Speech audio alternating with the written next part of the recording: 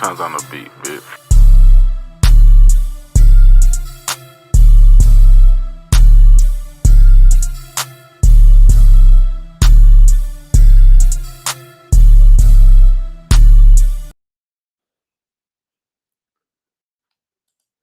Good morning, people. It's your boy, Uncle Fred, back in the house again with my main man, TK. TK, how you doing, man?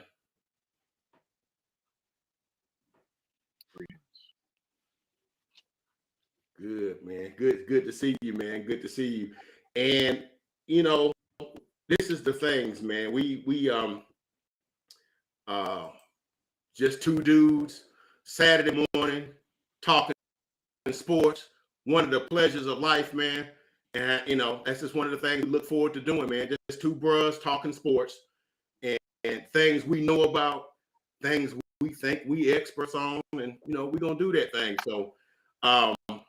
So the thing I thought about as we go into our college thing is that we're getting ready to do this week 6, and some of the games are about to be kicking off now. It's week 6, and I'm thinking, man, they only play 12 weeks, 12 games, and season's half over almost. And this thing gets away from you quick if you ain't careful. It is amazing how you be looking for things to get here, and before you know it, it's already gone, man.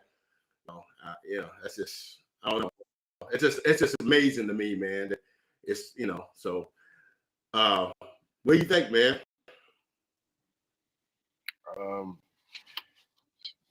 Packed week, a lot of good games on the schedule, so a lot of opportunity for teams to gain some footing in their divisions, and some nice, interesting matchups as well. It's an individual matchup. Yeah. So I'm ready to it, man. Yeah, let's go ahead and get into it, man. So first of all, we're gonna look at some games here. First game we're gonna look at in the college realm. We're gonna look at Arkansas at Mississippi State. We're gonna start in the SEC. Arkansas at Mississippi State. Arkansas traveling down to Starkville with all the cowbells and stuff, and they're going down there to play Mississippi State. I think Mississippi State's favored by like 5, I think, or something like that. You got any feelings on that one? Watched Arkansas last week. Kind of mum on them, to be honest. It's SEC game on the road. I suspect Mississippi State will give them a tough run. Because I saw draw a big lead and hold it. So I kind of go with the spread, man. 5 players in a row. Okay. I'm gonna lean with Mississippi State on this one. Although I think it'd be odd if Arkansas was to lose, because I think they're a good team. It seems hard for me to think they would lose 3 in a row because they lost a game they shouldn't have lost to Texas A&M. Dude missed a little double dink field goal, and then they got ran off the field by Bama. Second half. I mean, and then losing this one too. It's like, man, that was a top 10 team like a couple of weeks ago. The fact you think they could lose 3 in a row, and then but I think sometimes what they say, styles make fights. And when I was watching Arkansas, like you were saying, I was kind of underwhelmed because they're really not good in the secondary. They can't tackle and they don't cover well. So you're playing Mississippi State with Mike Lee runs what they call the air raid, which means they're gonna throw the ball about 65 times, run all kind of guys into the zone and stuff. So if you can't cover, the only chance I think Arkansas has to win this game if KJ Jefferson can kind of stay on the field, engineer some 8, 9, 10, 12 plays, 75, 80-yard drive, keep them off the field. I think they got a shot, but if they go a couple of 3 and outs, man, like I said, I think that thing could get away from them, man. And once Mississippi State get a lead on you and they start flinging them cowbells, yeah, it's over. I got Mississippi State winning that one, man. So we'll see how that one goes, man. So I think we're both in agreement on that one. All right? Sure, yeah. All right. Yeah. All right. So we got Mississippi State on that one. All right, let's go to second It's also an SEC game. I'm sure you got a little interest in. I know your disdain or whatever you want to call it for them. We got Tennessee traveling to Baton Rouge to play the LSU Tigers. Tennessee coming in number 8 in the country, and LSU has climbed up to number 25 after a tough loss coming out the gates, but they've kind of corrected the thing a little bit the last few weeks, and they come in at number 25. Come to Death Valley. What are you thinking about that one? I think Tennessee favored by 3, I think. Yeah, Tennessee favored by 3. Love to see. Wow. Yeah. The thing is, in this game, on both sides, on one end, Cedric Tillman, one of the better receivers in the country, he's out with Tennessee. It's a big part of their offense that they won't have going on the road. Hendon Hooker has looked great, admittedly so, consistent here. But as far as LSU, man, that offense is very quarterback run centric. Daniels doesn't really, go through his reads as much. No. Very which underutilized is one of the better, receiving options in the country. Right. Boutte. So if they can give Boutte the ball and really, because he's yet to really have that type of game to this point in the season, they can really get him in space down the field, and Daniels is willing to go to the read and just to the pressure that, being at home can see outside of that. I really don't. I think Tennessee, they have a good thing going, so I think it'll be close. But I would actually take Tennessee on the road just because I'm a little impressed with the offense. Pretty low Tennessee. Biggest way to get it done. That's it.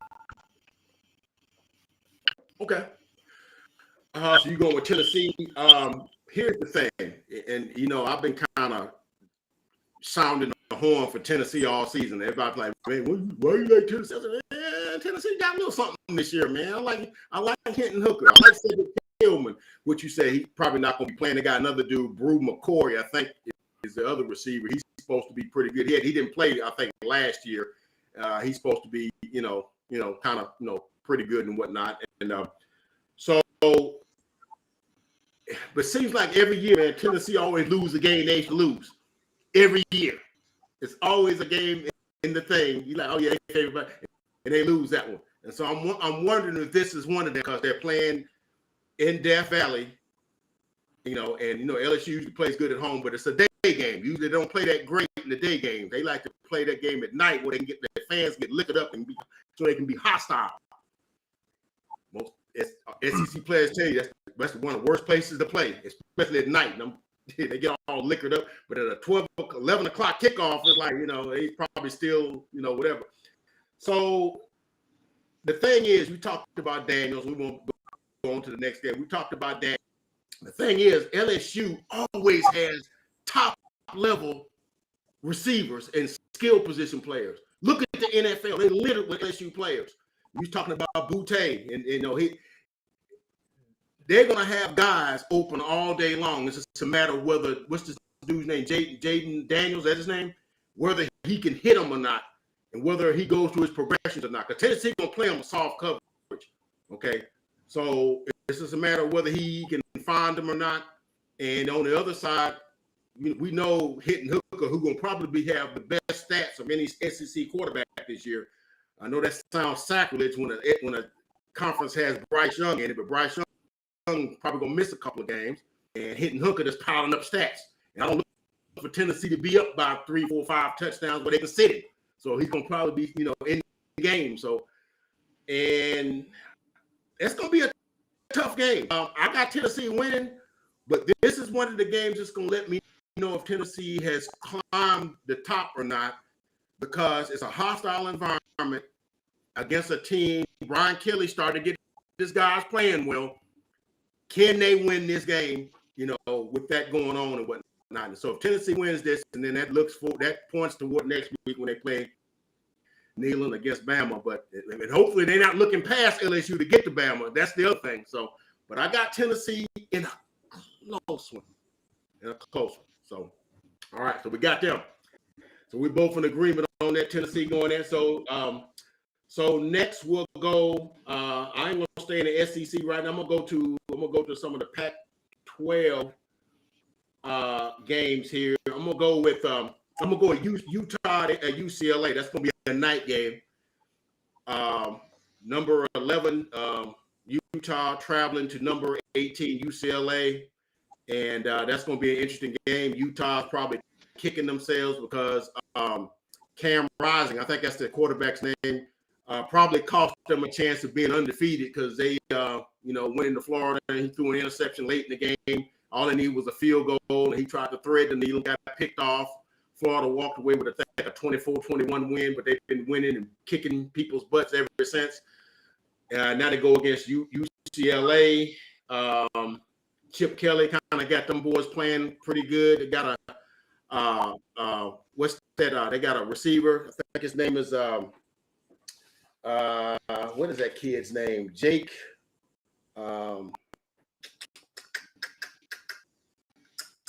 Golly, I had his name wrote down. What is that? His name? Jake Bobo. That's it. Jake Bobo. And Utah's got a corner named Phillips. That's going to be the matchup to look at. As can he get open against him? These guys may be playing on Sundays and stuff like that. So Utah, I think, is the better team, but they playing at UCLA. I kind of got Utah winning, but man, them Pac-10 games late, I don't know, man. Some of them games get wacky, man. I got Utah winning that one, but I'm not sure. I'm not confident, but I got Utah because I think Utah is going to be looking for that showdown against USC for Pac-12 supremacy. But UCLA might sneak up and get them, but I got Utah winning that one. What say you? I'm just going to take Utah. They have USC, to your point, next week. So I'd like for them to win this game and make that matchup what it needs to be. So for no other reason than that, I'm picking Utah on the road. Picking Utah on the road. And on the road's never easy. Never easy. So it's going to be an interesting game. Okay, now we're going to stay in the Pac-12, and we got USC, your boys, versus Washington State. They're going to Pullman to play Washington State. So now I know you kind of got a thing for USC because I mean they got the team, man. They got to, So I'm gonna let you take the lead on that one. Well, I mean USC is definitely going to win, so that matters. Caleb Williams, that offense, popular man. They got a lot of skill position everywhere. Jordan, Mario, love Mario. Mario Williams. They have a nice backfield full of versatility. Travis Dye, but they also have a young kid that they mix in. He's going to be really good. The defense kind of, treads the balance of being a middling defense and defense that can get you a stop. You absolutely have to have it. Don't think that will be challenged as much in the game. I got USC, no problem. Not surprising at all. Look, man, USC is like the what they call, you can call it a dream team or whatever. You got Caleb Williams and Mario Williams coming from Oklahoma, and then you got Jordan Addison coming from Pittsburgh. You got Travis Dye coming from Oregon. So it's like a transfer portal super team, if you will. And I mean, offensively, you got my man orchestrating, I think he's like between him and Sarkisian, I think they're the two of the smartest offensive coaches in football. So they're gonna score 35, 40 a game, and so it's not surprising. They're going against Washington State. I think they had a couple of upsets this year. They beat, I think it was Wisconsin. They went to Camp Randall and beat Wisconsin. And I think they beat another Big Ten team, if I'm not mistaken. So I think they lost another one. They got a quarterback that's thrown 7 interceptions already, but they can score. This one will let us know if USC is for real or not. In the Pac-12 on the road, Lincoln Riley comes from the Big 12. So, the Pac-12 is a totally different animal on the road at night. Pullman's not an easy place to play.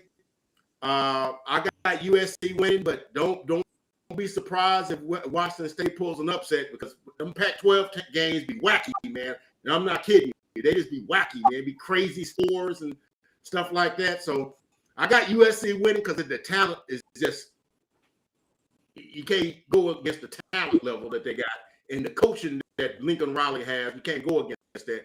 But some of them games, they be the weirdest things, man. So I got USC winning that one. We'll see how it goes. And so last, bringing up the rear, certainly not least, we got Texas A&M traveling to Tuscaloosa to play the Alabama Crimson Tide, which I'm repping right here on my shirt.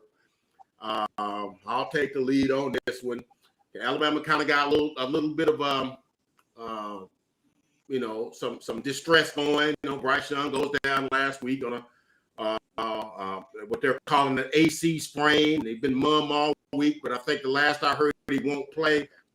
So in comes Jalen Milroe, redshirt freshman out of Katy, Texas. Doesn't have the same skill set that Bryce Young has. But that dude, if he gets the corner, he's like, and I think they was trying to use Bryce's offense with him, having him drop straight back and try to find receivers, go through progressions and stuff like that, which I'm sure do. But man, if you get that dude coming off around the corner, or have it where he has it and pitches it to Jahmyr Gibbs, is another dude that one of them touchdowns he scored last week, they had him clocked at like almost 23 miles an hour, transfer from Georgia Tech.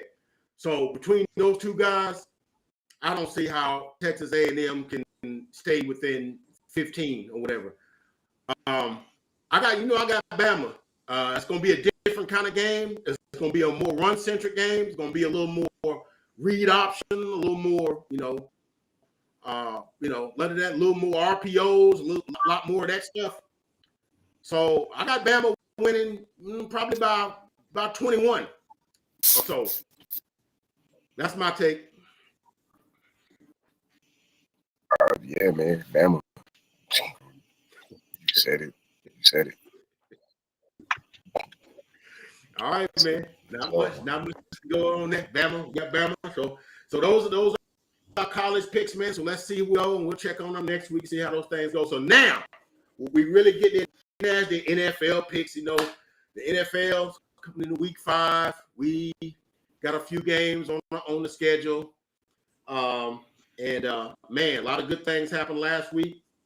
A lot of bad things, man. That Thursday night game was a stinker, man. That might have been one of the worst. And I thought the Sunday night game that we saw last week was one of the worst games I saw. And then I saw a Thursday night game, and somebody wrote in Facebook, they ought to give everybody a free Amazon Prime membership for having to watch that game. So, hey, man, gotta take the bitter with the sweet, man. It's what it is, man. It's what it is, man. I'm not going to get into that. But, I mean, that's just some of the things we saw. So let's go ahead and I know I'm pretty sure we both picked the Broncos actually win. So, technically, I did, too. We both. Yeah, we were both incorrect. We were both incorrect on that. They should have won. But, Rush chose to do something different. Broncos country, man. Yeah, you pile on, man. Enough has been said. Yeah, enough has been said. For both of them, for him and the coach. I mean, they done took enough. But before the season's over with, there's enough talent and ingenuity with it. They're gonna get that thing figured out before the season's over with. That team got too much talent. I know they lost two guys, more guys, and I this Thursday night thing got to be worked out, man. In terms of like players going down Thursday, they got to figure out some way to do that. But let's get into the games, though, man. Let's not belabor that. Let's get into the games. Once again, the NFL got a game across the pond in London. Okay. Yeah. So this week we got the Green Bay Packers against the New York Football Giants, and the Giants got a few guys out and stuff, and I mean it's what are you gonna say, man? Giants 3-1. I think the Packers are 3-1. So not bad game. I'm gonna let you take the lead on that one, and I'll finish up. Short and sweet, man. I kind of like this matchup. I just kind of like what Dayball is doing with the Giants thus far, keeping those guys spirited and competitive. So, and Green Bay hasn't been able to run away with a game yet this season. So their offense is kind of to sustain itself consistently throughout 4 quarters, but not necessarily go the top off of a defense. We'll see if they're able to do it here. I actually don't project that. I think it'll be close. I think it'll be one of those kind of 2017 type of games, considering the injuries on the Giants side. Probably don't see Danny Dimes in this game. Probably get Taylor if he hears concussion protocol, which serviceable guy, veteran, takes that young offense over there. They focus on incorporating Saquon. I think they get Wan'Dale Robinson active for the first time this year. Gadget type of player, Kadarius Toney. So if they're able to, I know Sterling Shepard was a plus, but they do have guys that can step in and essentially replace that production, so to speak. So the Packers defense, offense is kind of, again, bend don't break. 2017, I got Green Bay. Of course. I echo that. I like how Daboll and Martindale kind of got the offense and defense of the Giants. They kind of playing, I guess what you want to say, within themselves. They got Danny Dimes if he plays, and we know he got some things going on. I think I read somewhere that Tyrod might be out, but I don't know, because I know he got they're real ultra conservative now with their concussion protocol, as they should be. That sort of thing. So, but what I like about Daboll has Danny Dimes kind of playing within himself, kind of like doing what he can do, not trying to reinvent the wheel, and it's kind of working for them a little bit. And the defense, Martindale got that defense working. I don't know if Leonard Williams is going to play today, that defensive lineman. I don't know if he's going to play today. That's going to be big if he can play.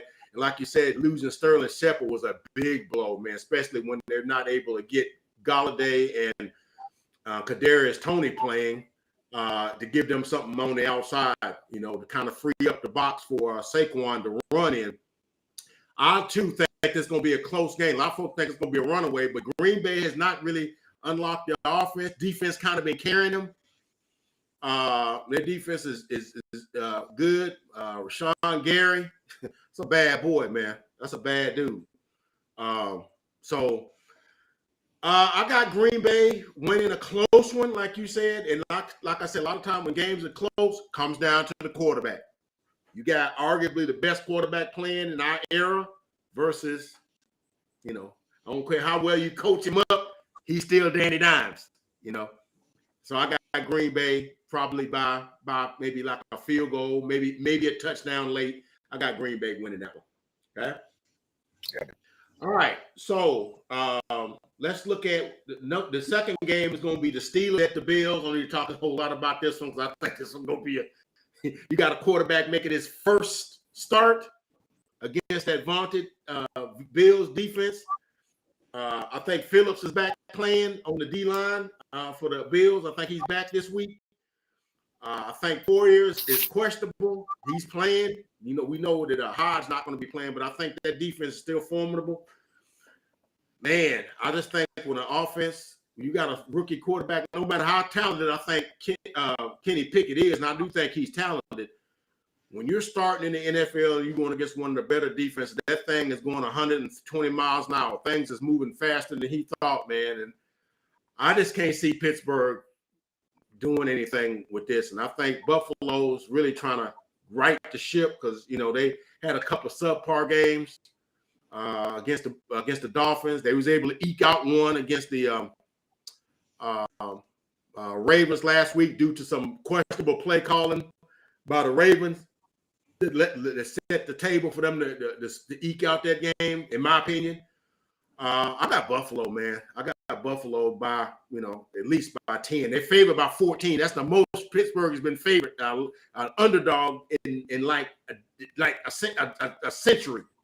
You know, yeah, I know I'm exaggerating here, but it's a Buffalo by 14 is the line. So, but I got Buffalo winning that one, and I don't think it's particularly close. What say you?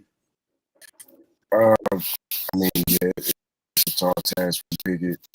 Going up against that Buffalo defense in Buffalo to start your Yeah. I expect, you know, Tomlin to coach him up, keep it vanilla for him. And, I think the key will just be whether or not they can keep him upright when he does drop back. If so, man, I expect him to lean on Najee as much as possible. Throw it to a security blanket, Firemouth. And, Firemouth. You know, yeah, I mean, it's the Bills, man. The Bills will be heavily motivated to have a better showing than last week. They're at home. The team is starting to get healthier. You know, got guys coming back. Mm-hmm. And, yeah, it's just a recipe of a game that, you know, and not to mention PJ Watt being out. It's just one game, you know, could get out of hand. Maybe definitely has the recipe for it though. So Bills, I don't, you know, they got the 14-point line. I could see it, but regardless, Bills all day on this one. Yeah, we're both in agreement on that. Bills may not be 14 points. I think a lot of times that's just for folks to make them some money because you know, that's just what it is. But I got the Bills winning. 14 seems a lot for an NFL team against another NFL team, but you know that's they feel like one of the best teams versus at the time one of the worst playing teams right now. So they're playing at home, so that's kind of why that spread is so wide. So we both got the Bills on that. So next we got the Los Angeles Chargers at the Cleveland Browns. And the Chargers are kind of an enigma. We know they are on paper probably one of the most, I'm almost going to dare say the most talented teams on offense and defense. You know, they got some injuries, with the center, Ryan Lindley, and anybody tells you on the offensive line, your center not right, it kind of throws off your whole offensive system, which is why Eckler is only averaging like 2.1 yards per carry. And he's a better back than that, you know. But you can't get any push in the offensive line. But you know, and Slater being out, that's huge. I don't think people realize how good a tackle Rashawn Slater is. You know, so that's a huge hurdle to overcome. And so that's why it's a little tougher on Herbert with those having to overcome that. With the skill position people they got, and of course Keenan Allen, I read on the injury report, he's out again. I think he's played like parts of one game this year with that hamstring. So you got that going, but I still think with the skill position players they still have, with the defensive players they've got, you got Bosa, you got James. Khalil Mack, you know, Cleveland, you know, they got some players too, but I just like the Chargers. I know they're playing at the Browns, so you got that West Coast going to East Coast at 12 o'clock dynamic. That's kind of a real thing. And people might say, no, that's made up. No, that's kind of a real thing. That's kind of a factor. But I still think with talent wise, I gotta go with the Chargers in this game. But I'll look for the Browns to run it down their throats, because it seems like the Chargers can't stop the run. They've had that for a couple of years now, and Chubb and Hunt can tote the rock. So we'll see how it goes. But I got the Chargers winning that one. What say you? I got Cleveland at home. Chargers have a rash of injuries. I mean, Slater and Lindsley can't be understated how, especially with a quarterback with recovering bruised ribs or broken fractured ribs. Losing two of your stalwarts on the offensive line is a big deal. I did see Keenan Allen may be back this week, and that'll certainly help on that side of the ball. But to your point, I think Cleveland potentially has a field day on the ground with Chubb and Kareem Hunt. And it's just kind of one of those wacky NFL games. So I think this is one of the ones that could get weird, on the scoreboard. It's something strange just consistently seems to happen games with the Chargers on involved. So, yeah, I think it's one of those weird score type of games, like a 25-23 type of outcome. I'm gonna take Cleveland at home, man. Okay. All right, that's fine. That's fair. I'm not mad at that pick, because like I said, it's something about West Coast teams going to East Coast teams at 12 o'clock. There's something with that, with the jet lag, and it's something to that, man. Because there's a stat that they showed with that teams usually don't do well when they have to do that. Now, if it was a 3 o'clock or something, it'd be like more that body clocks or something, whatever. But I'm not mad at that pick at all. I'm not mad at that pick. I can see that happening. So we're going to the next game. We're going the Chicago Bears at the Minnesota Vikings. Okay. I'll go ahead and take the lead on that one. Minnesota's kind of an enigma to me. On paper, they got, talent, quarterback, Kirk Cousins, as long as it ain't prime time or whatever, he can put up stats, Jefferson, Thielen, Osborne. They got, Irv Smith, they got backfield. You got Cook, Alexander Madison, probably one of the better 1-2 running back tandems in the NFL. Defense underrated. Zadarius Smith and Harrison Smith. They got some guys that can get the job done. But somehow they don't seem to put it together all the ways. And they had to pull it out their backside to win it against the Lions. Was that last week before last? I can't remember. But they had to kind of pull it out their backside. It took like a bad call by the coach in order to set them up for that. And I'm like, y'all should have been able to beat them without that. But sometimes they just don't kind of, it don't kind of, the Bears are just having all kind of problems on offense. I mean, Justin Fields is, he doing the best he can. I don't think he's getting a lot of help from his offensive line. I don't think he's getting a lot of help from his play callers. And I think he's been, the fact I think they're 2-2 is amazing to me. With the amount of offensive futility there, I think he's the last in QBR in the league and last in passing quarterback completion percentage. I think it's like 57.1 or something like that. Yet they're 2-2 because they got a good defense and and whatnot, but they're playing at Minnesota, so I got to go with the Vikes. But man, I don't know, man. It's a NFC North battle, so it's always going to be close. A lot of times, some games be wacky too.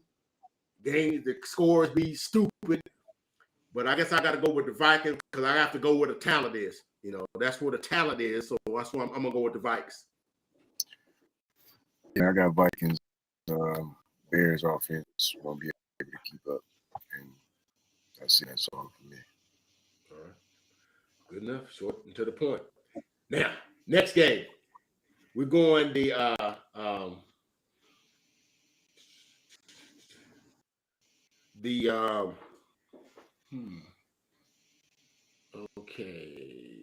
Okay. The Detroit Lions at the New England Patriots. Okay. Hey, you take the lead on this. I will. All right. I will take the lead. I will take the lead on this one. Okay. So. So. Look here, man. Okay, that's fine. Look, man. Unleash Bailey Zappi. That's all I want to say. Bailey Zappi. It's Bailey Zappi time. That's all I'm going to say, man. New England unleashes Bailey Zappi as a quarterback because I think he started last week, made some throws. They were able to kind of hang tight with the Packers. I just like saying the dude's name, man. Yeah, Bailey Zappi. I just like saying that. But anyway, we got Bailey Zappi and going against the Detroit Lions. And of course, the Detroit Lions is one of the more fun teams in the league. They're able to score points at a premium. I mean, they've been able to move the ball on every team that they've played. I don't think they've scored less than like 24 points in no game this year. I've scored 30 in 2 or 3 games this year. Jared Goff, but I think DeAndre Swift, I think he's going to be out. Jamal Williams is the backup. And, he's a capable, and they got a good tight end with Hawkinson. And then I think my favorite receiver in the NFL, Amon-Ra St. Brown. I think he's questionable to play. He missed last week. I think they're going to move the ball some. They're playing at New England. Man, the Lions got to win one of these games, man.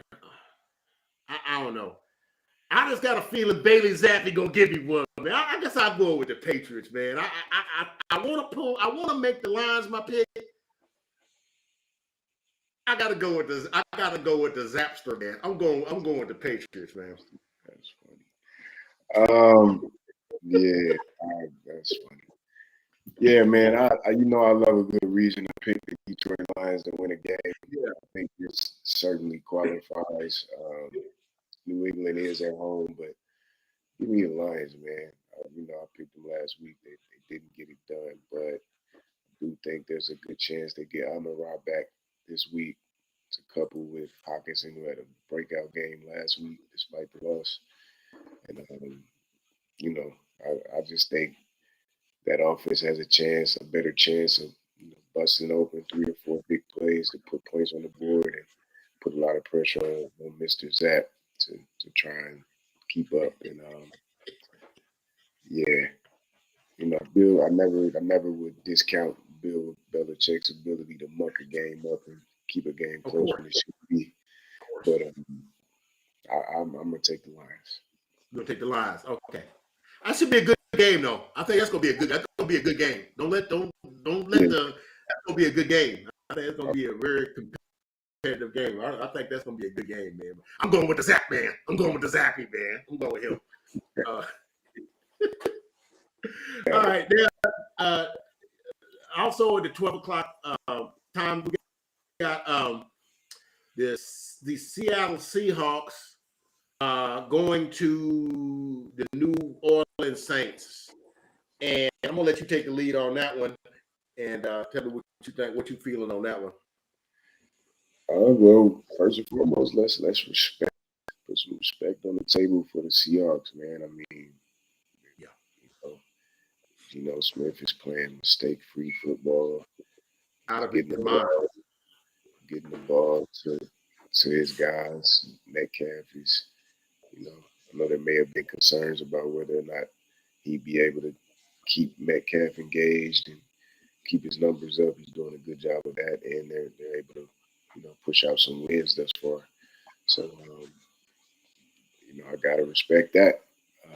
That said, that said, that Saints defense is a monster. Marshawn Lattimore is a big physical cornerback who's going to match up well with DK. It has a lot of success, up against big physical receivers. We know that. Mm-hmm. So the thing about it, I actually, strangely enough, I actually think the Seahawks have the quarterback advantage in this game if we're making Andy Dalton and Geno Smith comparable. So give me the Seahawks on the road, man. Yeah. Okay. So you got Seahawks? Seahawks, man. Seahawks. Okay. All right. So this is going to be an interesting game because if the Saints, and I hate to say because Jameis really hadn't played that well. I mean, when he played, but I like, but I kind of like him a lot better than I like Andy Dalton, who's looking to be playing. They both, I think they had Jameis as questionable. And so Jameis is questionable. The Saints got a lot of guys on offense out, because I think Michael Thomas is out. Thomas is out. Jameis is out. Jameis is out. I mean, you putting a lot of hopes on Andy Dalton. I done seen the Andy Dalton show. Chris Olave should be playing, and and whatnot. But good low. They got some receivers, and I think Jarvis Landry is questionable. So it's coming down to the quarterback. Dare I say it? That Geno Smith is playing right now, leading the league in completion percentage, like 74%, or some ungodly number like that. Yeah. Geno, he's doing real well. Do your thing, Geno. DK Metcalf is doing what he's saying. Of course, it's going to be interesting playing against Marshawn Lattimore, who does his best against the physical receivers. The quick ones give him trouble. The physical ones, man, him and Mike, how him and Mike Evans have it going back and forth, for they have their battle. That's well documented. That's always a good matchup, and Mike Evans don't have his way against Lattimore too often either. It's like the quick guys usually give him trouble. So that's going to be interesting because DK Metcalf he's a monster. That dude, that's going to be an interesting matchup. But I also like how Seattle, and I know the Saints defense is tough with Cam Jordan up front. To be able to clog up the lanes, but Rashad Penny, and I like the dude they picked up from Michigan State, Kenneth Walker. He can play. That dude can play. I just think the Saints got too many injuries to overcome. They were one of my picks to win that division early in the season before the injury bug got them. I got the Seahawks winning that one and a tight one, but I got to ride with Geno, man. I got to go with the Seahawks, so I'm with you on that one. Okay. Yeah. All right. So in our second slot of 12 o'clock games, we got the Dolphins at the Jets. The Miami Dolphins at the New York Football Jets. Not a whole lot to say about that one, other than I think I'm sure Teddy Bridgewater's gonna start. I think I heard that Jalen Waddle is a questionable, so it's gonna be interesting there how that works. The Jets are, I don't know, sort of surprising.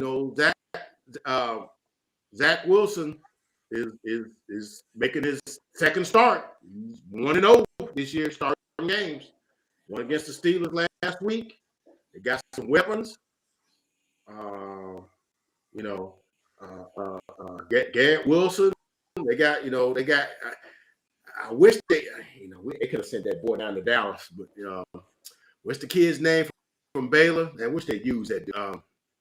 can't think of his name. Mims. Huh? Denzel Mims. Denzel Mims, right. Never seems to get to play, but I mean they got weapons. Some decent backs in the backfield. So I don't know. I got the Dolphins winning because I like their defense. They're not obviously Tua's not going to be playing. Tua probably won't be playing for several weeks as they try to get that figured out. If he didn't play the rest of the season, they'd be okay with me because they need to take care of that dude, man. Because I think they let him down, and a lot of areas let him down. So I don't want to get into that discussion, but it is what it is. That's the big elephant in the room here. So I got the Dolphins winning a close one, but I think the Jets make it interesting. I'm going the other way on this one. I got the Jets at home. Okay. I think the Jets are competing for Robert Saleh. Excuse me. Get the pronunciation wrong, but I mean, between Elijah Moore, Gary Wilson, Corey Davis, hit or miss could have a big Corey game. Davis. I know you're acquainted with Corey Davis. I know that's one of your ex-guys. Sure. Bryce in the backfield. I think they figure it out, man. I think they figure out how to win at home. Their defense is starting to resemble those old, tough Jets teams. Rex Ryan, huh? Yeah, looking forward to seeing Sauce, who's been playing really well to start his, rookie campaign. Looking forward to seeing him, match up with Tyreek and try to keep up on down the field. Because of the limitations of what your playbook becomes with Teddy Bridgewater, as opposed to Tua, I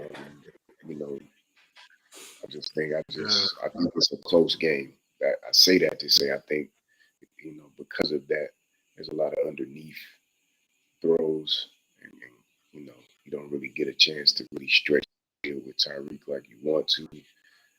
Waddle may not play, which was a big factor in this game. Just as the makings of the type of game is close enough to where I go with the home team, so I'm gonna go with the Jets. Okay, you going Jets? I'm going Dolphins.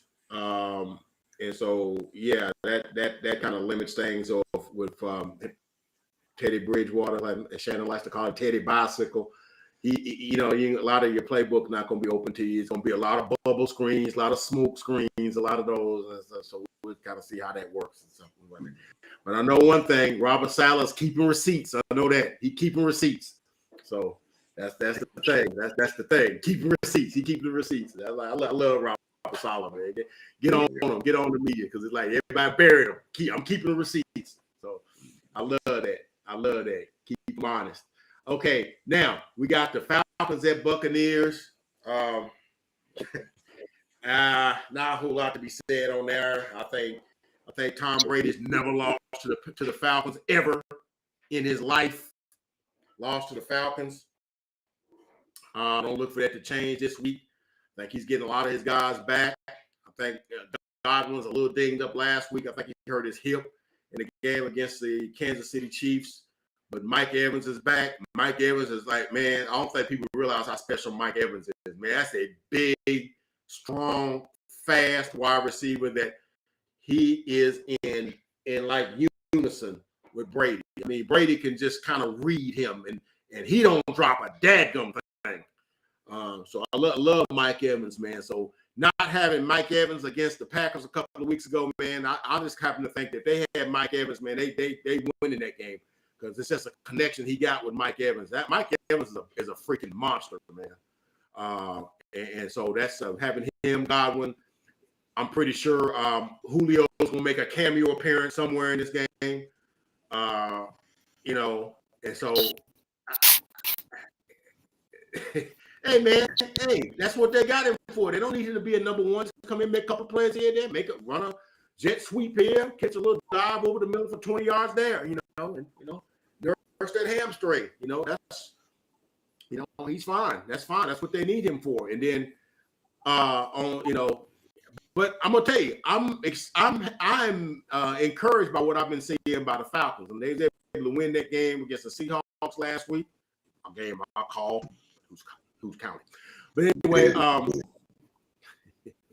I just like how Arthur Smith got them guys believing. It's sort of like they're doing two things. It's like, hey, we're gonna be competitive, we're gonna lose some, we're gonna win some, we're gonna get a good draft pick, and we still got the fans engaged, which I think it's necessary in the Atlanta market. You got to do that. Too many things to do in Atlanta, so you got to keep them folks engaged, man. So, but I got Tampa winning that game, man. Because he owns ever since 28-3 in the Super Bowl. He owns them, man. So I got Brady and the Bucks winning that one. Not much else to say. Yeah, I mean, the offense is starting to get healthy. God was back. Evans is there. He's got his full arsenal of weaponry. Kyle Pitts is going to miss this game. Yep. Not that they're overusing him anyway, but not having him a serious detriment to what Atlanta's doing. Cordero Patterson is also out for the foreseeable future. So two huge pieces of that offense that was showing a lot of glimpses of success and hope are now gone. So expect a lot of roll coverage over there towards the way. I think this one, Tampa Bay's at home, man. I think they put a lot of pressure on Mariota. He doesn't have two of his security blankets, and Cordell and Kyle. It could get ugly, man. This could be a nasty score. I got Tampa Bay. Yeah. You mentioned the dude. We're going to go to our next game, but I don't know if everybody realized Cordero Patterson is one of the more underrated players in the NFL. That the people may not realize he's doing what he's doing. You looking like, dang, he got that many yards rushing. He catches this. Cordero Patterson is like a jack of all trades. He's like one of the best kept secrets in the NFL. And go pull up a Cordero Patterson highlight. That dude can play. So that I just wanted to throw that in there. You mentioned him, and I was like, yeah, that people sleep on Cordero Patterson. That's all I'm gonna say. I'm gonna say that, and we're gonna move on. So anyway, our next game, one of interest to you. I'm gonna let you take the lead on the Tennessee Titans at the Washington Commanders. Well, man, no. Obviously, I'm going to take Tennessee on the road because it's the Commanders. It's Carson Wentz, man, respectfully, but I think Tennessee has a lot of issues. Yeah. A lot of both offensive productivity and injuries combined type of issues, but it helps to be able to draw the Washington Commanders before the bye. So I expect them to be focused. I expect them to win the game. Bait Carson Wentz into a mistake or two. Just do just enough to get the win. We know that front four is hit or miss for Washington, so they could come out and bottle up Derek, or Derek could have a field day. Either way, I think that Titans do just enough in this one to get the win. But if they're able to cause some havoc and put some pressure on Wentz, then they may have a chance to take this one going away. But either way, I got the win for Tennessee. Okay. I'm actually, and it kind of pains me to do this. I think I'm gonna go the other way on this one. And everybody know I'm a low key Titan fan because it's proximity, to where I reside. Hey man, what Titans doing? If I ain't watching these boys, I'm like, what they doing? I kind of want to see what they doing. So I kind of roll with them. But dude, I looked at their injury report. I'm like, good gosh, how can he field the team? There's so many dudes out. Traylon Burks out, and LaJuan's out. Another one of the offensive linemen's out. A couple of dudes, 2-3 dudes on defense is out. I'm like, goodness, how they gonna field a competitive team? And not that I think that Washington Commanders are formidable, but I mean, they're not exactly, exactly chopped liver. I know they, can play as bad as you want them to. They didn't play particularly well against the Cowboys last week, but I'm going with the Commanders. I'm pulling for the Titans, but I'm just going for looking for what I'm seeing, who's playing and stuff, and the situation. If they was playing a couple of weeks later and the Titans had a couple of guys back playing, I'll go with the Titans by a touchdown. But considering they're playing this week and they got 8-9 dudes out, I go with the Commanders, man. They're probably going to be a kind of an ugly game, in my opinion, to watch. So I got the Commanders. Any game the Commanders win, I think it's going to be an ugly game. So that's just my opinion. So I got the Commanders. I don't pull with the Commanders. That's like, of course, like pulling for a person. So, all right, man. We got another. Yeah, my man. We got another 12. Yeah, we got one more 12 o'clock game. We got the Jaguars playing the Texans, which talk a lot about that one. Texans at Jaguars. Jaguars are one of the surprising teams. I think you had them winning against the Eagles last week, didn't you? You had the upset, didn't you? Did you have them? No, you didn't. You was leaning that way though. You like, you went with me with the Eagles. Yeah, Philly for sure. I wasn't sure how you went last week, so okay. I got the Jaguars winning this one. Doug Peterson got them boys playing. Got my man playing quarterback. A lot better than he was. A little better offensive system than he was playing before. Got his weapons. They spent a lot of money in the offseason. They made some good draft picks. James Robinson is playing well. I'm wanting to see ETN run it some. Christian Kirk, Zay Jones. They got some weapons. Underrated defense. So, hey man, Houston, they're better than I thought they were. They would be at the beginning of the season. I thought they were like, man, they're gonna be like 1-16 or something, or 2-15 or something like that. They're better than that, but Jacksonville is a better team. So I'm gonna go with Jacksonville. I'm gonna go with Trevor Lawrence, Jacksonville at home. They get the win here. Same. Good enough. Moving along to our evening and / afternoon games. We're gonna go ahead and start those games. So first on the docket, that's this evening games, only 3 or 4 of those. We're gonna start with the 49ers at the Panthers. I'm gonna let you take lead on. I'm gonna take lead on the next one. Well, for San Francisco, a lot of injuries on both sides of the ball. Tariq Armstead, Kinlaw, Trent Williams, all out. I think the backup to Trent Williams, that tackle is out as well. Third string left tackle. On the other side of the ball, unfortunately, I say that to say, unfortunately, on the other side of the ball, it's Baker Mayfield, man. I don't think he can take advantage of, the injury deficit there without getting disrespectful of Baker. It's not a real fan of, his play. So I do think those injuries help the idea of getting McCaffrey involved, being a Swiss Army knife he is. Yeah. But and it's a battle of two really good defenses. So the quarterback play in this one, man, I'm not a fan, honestly. So I think this is a monkey game. Two good defenses, two middling to quarterbacks. It might come down to who makes that extra mistake between Jimmy G and Baker, and that'll determine this one.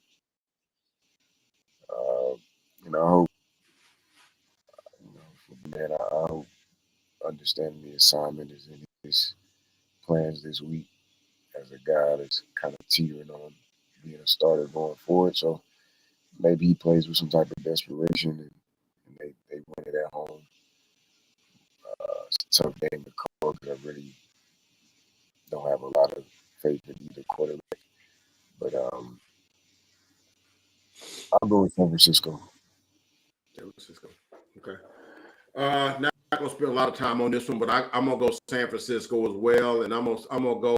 I know San Francisco got some injuries, but man, I saw a defense that completely shut down the Rams on Monday night. I'm sitting there like, dude, they made them look inept. They made Sean, what is his name? What's his last name?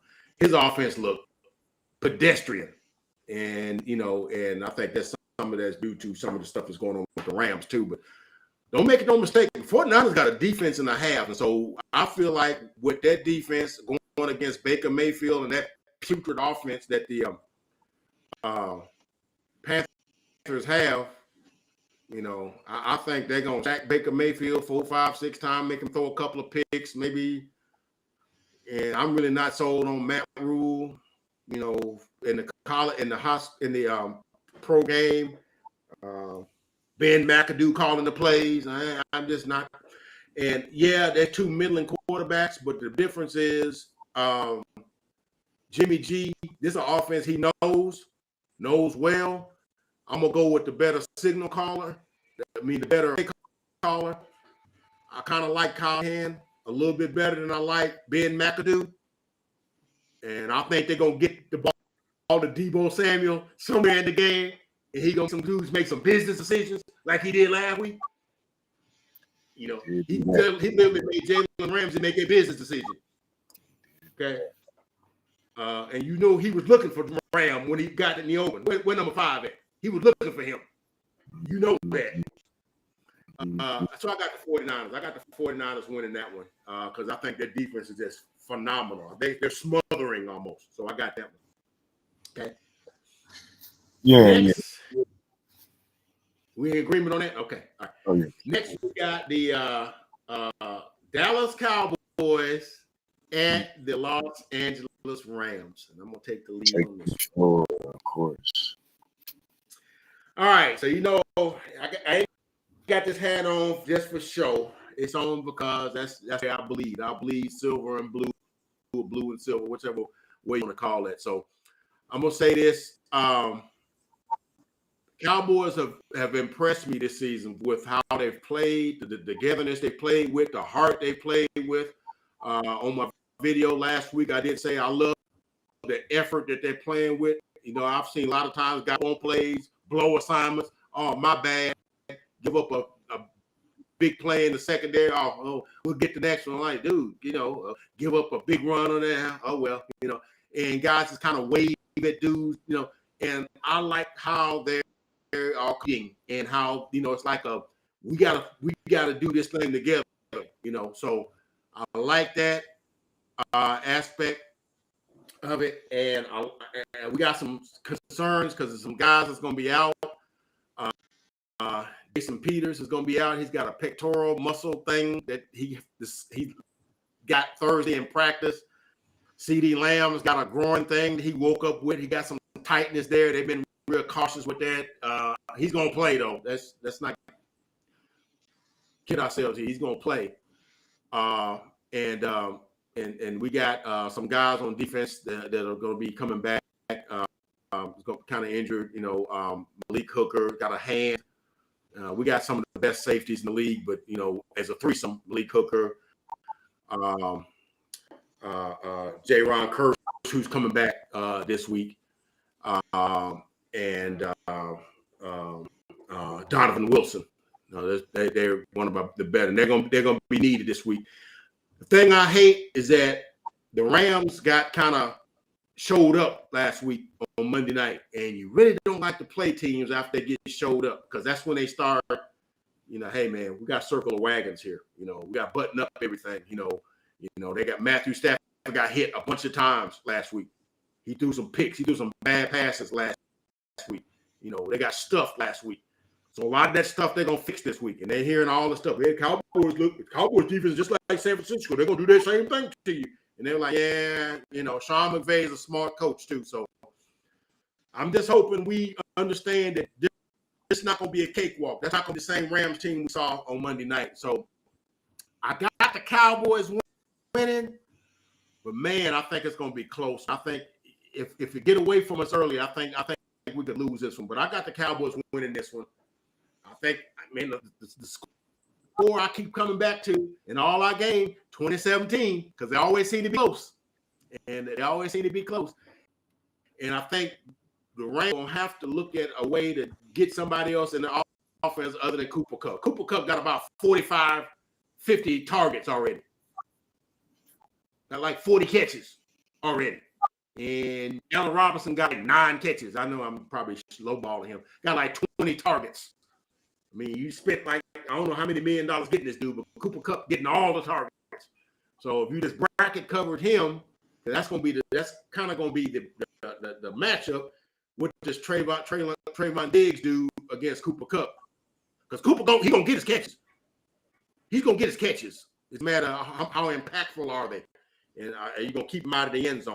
So I got the Cowboys in a whisper. All right. Well, look, man, this is one of the, more exciting games on the slate, man. It's a fun game. A lot of fun matchups. To your point, Trayvon Diggs matched up with Kupp, and I think he's going to match up with Allen Robinson at times as well. Jalen Ramsey matched up with CD. That can be fun as well. Just the physicality of J-Ram. I think both defensive lines create a lot of pressure in this game on both sides. I think Aaron Donald he's gonna live in the middle of that offensive line, and they're gonna have to respond. And same way, I think Micah puts a lot of pressure on the edge in this game for offensive line for the Rams that showed they can be had. I expect a lot of defensive front four pressure on both teams in both teams' favor. Ultimately, I think outside of that and those fun matchups on the outside, it comes down to which team can run the ball better, something that both teams need to do better. So if either side can establish the run, I think that sort of tilts the scale for me. There's always the potential that Matthew Stafford can go out there and make a big play or 3. And so you factor that in and say, well, if it becomes that, then it becomes a game that Cooper Rush hasn't had to play just yet, as far as a game where he's going to really have to open the offense up to win. So, if you're Dallas, hopefully it doesn't come to that and kind of keep it where it's been for him, low scoring and close. Just make just enough plays to get it done and lean on the defense. I expect the Cowboys defense to have a day. Create a lot of pressure up front, force Matthew into some errant throws that we know he's prone to, and you guys, you got a ball hawk back there that should not be tested. So he put a couple in the air, Trayvon will go get him. So I think it's gonna be a fun game. I think it's a game that has 2 type of outcomes. It could get away from Dallas if Matthew can just make the big plays, put pressure on Coop to make those in return, or it could be a close game. And if it's close, I actually would lean your way and go Dallas as well. So it's my little soliloquy on the subject. So which your pick? Dallas, definitely. Yeah, Dallas. I think one of the keys in this game, which I failed to mention in my section, and we'll go on to the next game. I think one of the keys, if Cowboys can win the game, people may not realize the Cowboys have committed 2 turnovers all season. 2. One interception by Dak and a fumble by what's the tight end's name? He fumbled in the Cincinnati game. 2 turnovers. They've given up 2 sacks this season. Cooper Rush has yet to throw an interception. I think he's only been sacked like one time. I think Dak got sacked one time. They'll give it. If those things hold true, I think they win. If the Cowboys turn the ball over, I think the thing could get away from them. Or if they allow pressure to Cooper Rush, who's probably hadn't seen a whole lot of that, he's basically been able to do what he wanted to do back there in the pocket. So 2 turnovers, 2 sacks. Any of those things get obstructed, I think the Cowboys could lose the game. If they keep that status quo, I think we win that game. I think that's a big stat right there because that's a lot of games played only have given up 2 sacks or have only committed 2 turnovers. I think that's a huge stat. So, all right, next on our ledger here, we got the Philadelphia Eagles at the Arizona Cardinals. Man, that's an interesting game, fun game right there. I'm gonna let you take the lead on that one. Oh yeah, it is fun. It sucks, man, that D-Hop can't be involved in these games because I really think he changes a lot for that offense in Arizona. So his presence is very much missed. Sad to say, I think Kyler can make a game interesting because he's so electric. And so the quarterback matchup here is very consumer friendly. I got the Eagles. I think they keep it up another week. Heading into that big matchup next week, I think they keep it up this week. I think that Arizona defense can be had. So I expect a big game from either AJ or Devontae. One or the other will reap the benefit of bracket coverage on the other side. And again, both of these quarterbacks can get out the pocket and dance. So it's one of the games I plan on watching attentively this week or tomorrow. For those reasons, it's a fun matchup. 2 potentially exciting offenses. So keep it short. I got Philly, but I do expect Kyler to make plays and dazzle. But ultimately, I think Philly gets the win. Going with Philly. Yeah. I think I'm gonna go with Philly as well. I think interesting thing about this game is you got 2 offenses, 2 teams that have basically built their offenses around their quarterbacks. And what I mean by that is that some other dude, can come in there and can't run them offenses. Can't nobody come in there and run his offense to the Eagles that Jalen run because it's based on what he does in his skill set. Same thing with Kyler. It's certain things that Kyler can do, and you just can't do that. You just can't do that. What he do, you just can't. And some of his the offensive calls are predicated on some of them things that he can do. And another dude, I can fit it in this tight window. I can't do that though. So that's the interesting thing about this game. You couldn't put another dude in there to run them offenses. Those offenses are made for those 2 quarterbacks, and they're very centric to those offenses. So it's going to be interesting to see how they. And I like the Eagles' skill position players a little better. It's going to be the Zach Ertz Bowl because Zach Ertz got traded from them to that team last year. And he plays for the Cardinals now. They don't have DeAndre Hopkins. I'm going to call him DK Metcalf. They don't have Hopkins.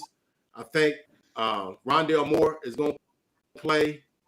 And we know AJ Green is out. So the weapons are sort of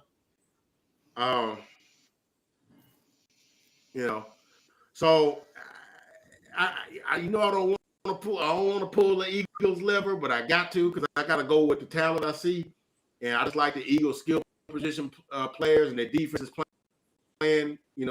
Some I don't think they lead the league in sacks and turnovers. They got 5 turnovers last week. Some of them were just quarterback fumbles, in the rain, but they still count. So. So I'm going with the Eagles, grudgingly setting up a matchup. Hopefully, 5-1, 4-1 Dallas against 5-0 Eagles on Sunday night.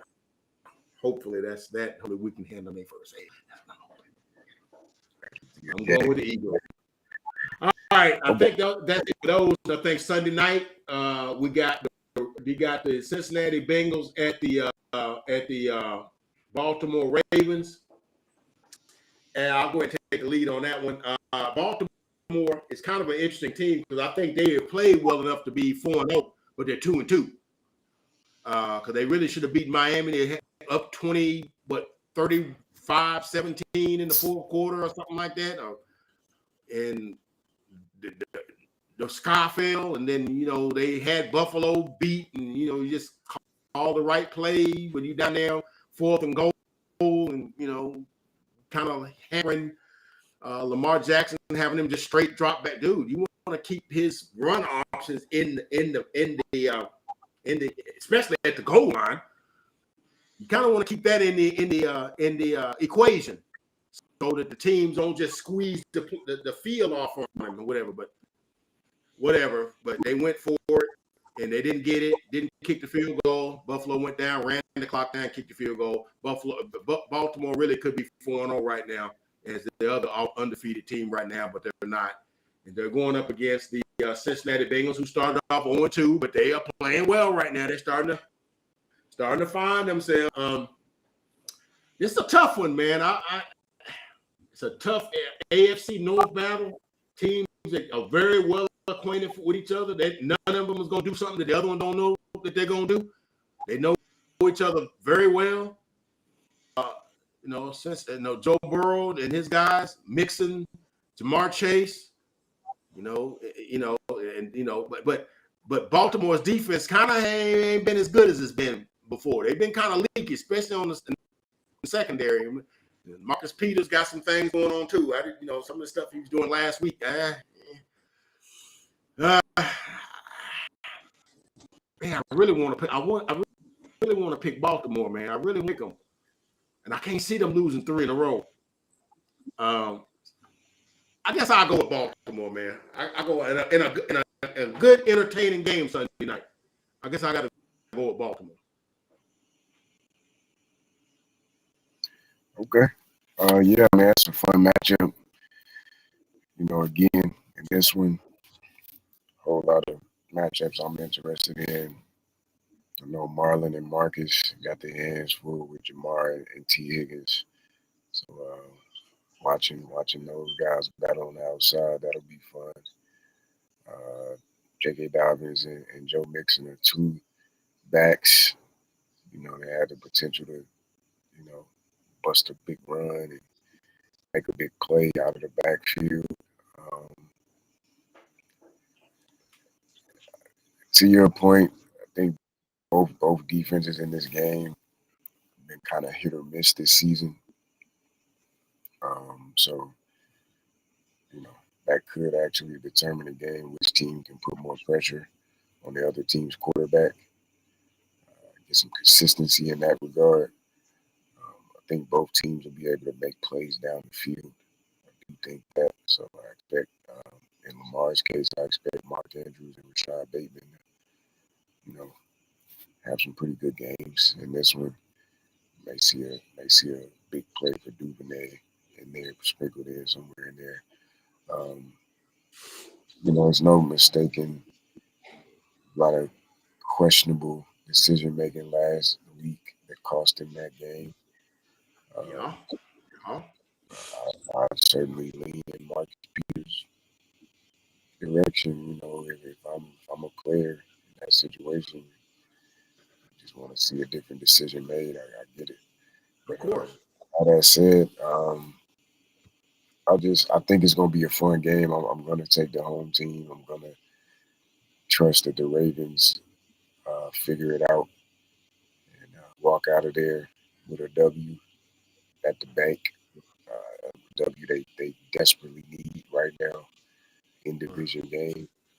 Both teams are going to come out and really put their best effort and foot forward to try to gain some momentum in the division. But Give me Baltimore. I actually think it could be a little more high scoring than people may assume, like a 30-24 type of game. But I Sounds can like a fun definitely game. see, yeah, I can definitely see Baltimore getting it done 30-24 for me. All right. I'm fit to say something sacrilegious as we go to our last game. You mentioned Mark Andrews. I'm gonna say something sacrilegious right here, man. Mark Andrews is the best tight end in football right now.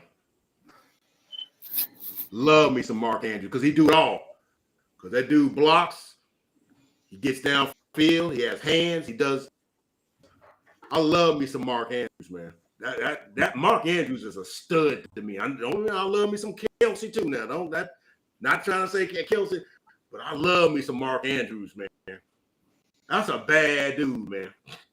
Every time I look, I'm like, dang, Mark Andrews getting another one. Dude's hanging all off of him, snagging it out the air and whatnot. I mean, and what's his name? And Lamar depends on him. He's like, yeah, that's my dude. That's my guy. I love to Mark Andrews, man. And I'm like, like I said, if it's a thing, I got Kelsey's 1A, and then Mark Andrews is 1B. I love me some Mark Andrews, man. Don't sleep on that dude, man. That's a bad dude, man. All right. So, disagree? Huh? No, I mean, I won't nitpick two of the better tight ends in the league. Yeah. He don't get mentioned when you start talking. They say Kelsey, they say Kittle, they say Waller, they say all of them dudes or whatever. Which fine, fine. Mark Andrews don't get mentioned today. Mark Andrews is a freaking stud. That's all I'm saying. And he don't kind of get, because he actually does run block. If you want to run in the Baltimore offense, if you don't run, if you can't block the run, you can't play for them. So that's all I'm saying. So we go to our Monday night game, and we got, speaking of Kelsey, we got the new Las Vegas Raiders at the Kansas City Chiefs. I'll let you take the lead. I don't think a whole lot got to be said on this one. No, it doesn't. It's a rivalry game, so it's gonna be fun. It's gonna be nasty. It's gonna be a lot of pushing and shoving. But I'm going KC at home. Patrick Mahomes is freaking amazing, and now, granted, the Raiders get up for this game, so I expect the Raiders to get up for this game. I do expect them to score points. I do expect this to be a firework type of game. Oh yeah. And, eventually, it's going to get to the type of echelon that we've seen consistently. Derek Carr, he's not going to go there with Pat. Right. So, this is one of those like 30, 34, 31. It's going to be a freaking game, but the Chiefs going to get it done, and somehow the Raiders will do it. Of course, that'll be the song that's here. But good game. But you know where I'm going with this one, man. Keep it short. You're going Pat. Okay. All I want to know, when the heck did Patrick Mahomes turn to Steph Curry? That's all I want to know. When he started doing spin moves and fadeaway jump shots in the end zone, to the end zone. When this happened? I'm watching that and I'm like, that dude just did a jump shot. He did a fadeaway jumper, a floater in the lane. What he basically did, he did a floater off a spin move. Yeah. I'm sitting there like, I can't believe he did that. He just did. He did a fadeaway like floater. Like that. Nobody else in the NFL can do that. Nobody in the league can do that, man. That's I saw that and I'm like, wow. The game over right there. Let's go ahead. Everybody go home. Game's over. You got the quarterback shooting jumpers in the lane. It's over. Look, man, I think Derek Carr has lost every game he's played against City Chiefs since he's been playing for the Raiders. I don't look for this to change. I look for it to be competitive because he got weapons now. He got weapons. He got Waller and Adams. And I don't know if Hunter Renfrow is going to play today or not. But yeah, I got the Chiefs winning, but the Raiders make that thing interesting. Like I said, I think they rated themselves at the end of the game. and lose it late. So I got that game. So I got the Chiefs in that one. And real quickly, that's all. That's really all our games for the other than we'll go ahead and pick the last game, which is going to be the Thursday night game next week, which kind of a snoozer to me. Now, that looks to be probably a. I mean, I don't want to put in the atmosphere of something being a bad game, but you got the Washington Commanders at the Chicago Bears. I'm indifferent, man. I don't really one way or the other. I go Justin Fields, man. Justin Fields at home. That's all I Okay. got for that. Ditto. I'm gonna go with Justin Fields too, and the Chicago Bears. You know, that maybe they get it right that week. We'll see what happens. But TK, man, we did, man. We got through this thing, made our picks, man. We'll be back next Saturday, see how we did, and look forward to sharing the airways with you next week, man. It's been fun, and we're gonna go ahead and any parting shots. No parting shots, just happy football Sunday to everybody watching and everybody that frequent your channel and everybody that loves football. So, let's all have a good time tomorrow. That's all I got to say. Appreciate you having me, Fred. All right, man. Well, this is it, man. Signing off from Uncle Fred and TK. Wishing you a good football Saturday and Sunday. Let's have some good football. That's it, man. We're out. All right, We're man. out.